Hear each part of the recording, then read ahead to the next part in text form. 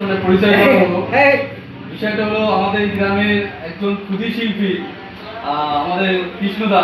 সবাই জানেন খুব সুন্দর গান করে। সেই কৃষ্ণদার কণ্ঠে একটা সুন্দর গান শুনবো। আমরা কৃষ্ণদাকে রিকোয়েস্ট করছি, এখানে আছে কৃষ্ণদা আমাদের মধ্যে দাদা আছে, তো শঙ্করদাও আছে।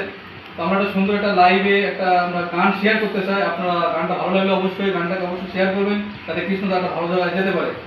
তা আমরা কৃষ্ণদার গানটা শুনবো। কৃষ্ণদার দিকে ক্যামেরাটা করলাম, আর কৃষ্ণদার গানটা একটা রবির গান আমরা শুনতে চাই। আমরা